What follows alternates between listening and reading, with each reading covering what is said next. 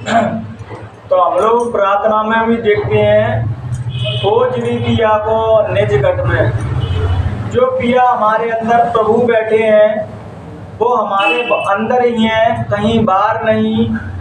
बाहर तो केवल हमें प्रतिमाएं बना दी गई हैं कि हमारा न झुका वो हमें परमात्मा की, उसे देख के प्रतीक को हमें परमात्मा की याद आए। जब भी आपको परमात्मा के दर्शन होंगे तो आपके घटी के अंदर होंगे, कहीं बाहर नहीं होंगे। लेकिन जब तक हमें कोई सद्गुरु नहीं मिलते तब तक हम उन चीज़ों से अनजान बने रहते हैं, अज्ञान में अपना जीवन जीते हैं। जब हमें कोई सद्गुरु मिल जाते हैं हमें अपने जीवन में, तो वो हमारा सच्चा मार्ग बताते हैं कि बच्चा, यह देश अपना देश नहीं है, यह पराया देश है।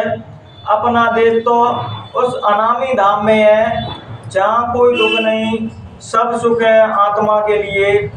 तो उसका परमात्मा का कोई नाम नहीं है। गुरु महाराज भी कहते थे कि मैं तो अपने अनामी धाम से आया हूँ और एक दिन वहीं चला जाऊंगा। अनामी का मतलब जिसका कोई नाम नहीं।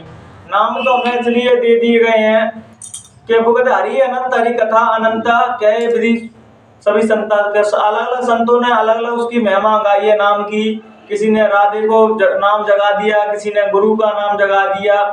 लेकिन वास्तविकता बिना गुरु के हम उस परम पिता परमात्मा से नहीं जुड़ सकते।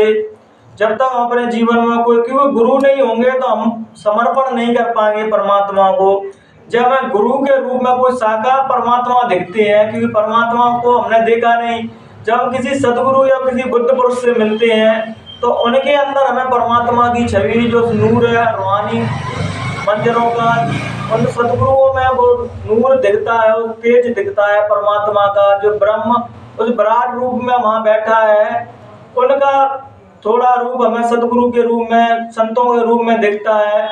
इसकी वजह से हमें परमात्मा की याद आती है। अगर हमारे जीवन में संत नहीं होते तो हमें कभी प्रभु की याद नहीं आती, परमात्मा की कभी याद ही नहीं आती।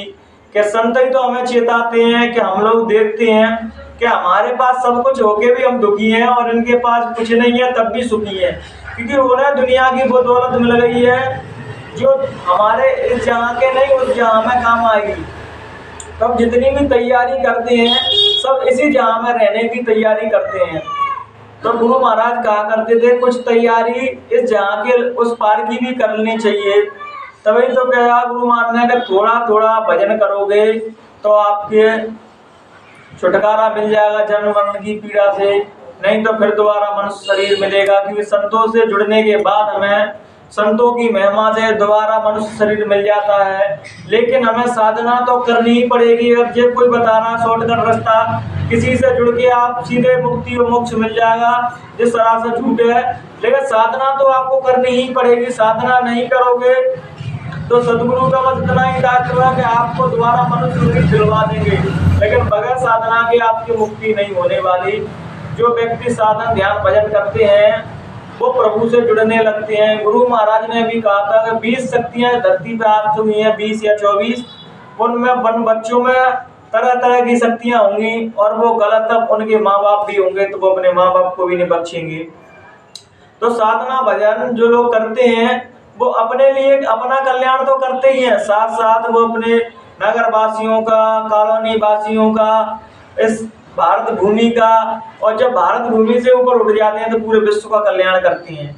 तभी तो गुरु महाराज ने कहा कि विश्व को कल्याण यहीं से मिलेगा। तो इसी में कहा कि जय गुरुदेव नाम कोई मेरा पर्सनल नाम नहीं है। कि बहुत से लोगों को तो यही अज्ञान रहता है कि बाबा जी का नाम जय गुरुदेव है। जय गुरुदेव नाम उस प्रभु उस मालिक का है। जिस प्रकार हर युगों में अलग अलग नाम रहे हैं, इस कलयुग में गुरु नाम की महिमा रहेगी। जो गुरु नाम की शरण ले रखा होगा उसका बेड़ा पार होगा। उसे जन्म मन की पीड़ा से सदगुरुदेव भगवान उसको निकाल देते हैं साधन ध्यान भजन करवा के। और जब तक हम ध्यान भजन नहीं करेंगे तब तक कुछ होने वाला नहीं, क्योंकि हमें वो सत्य की आंखें देखने के लिए जब हमारा चित्त शांत होगा तभी हम सत्य और असत्य को देख सकते हैं। जब हमारा ही चित्त शांत नहीं होगा, क्रोध में आदमी सत्य और असत्य नहीं देख सकता।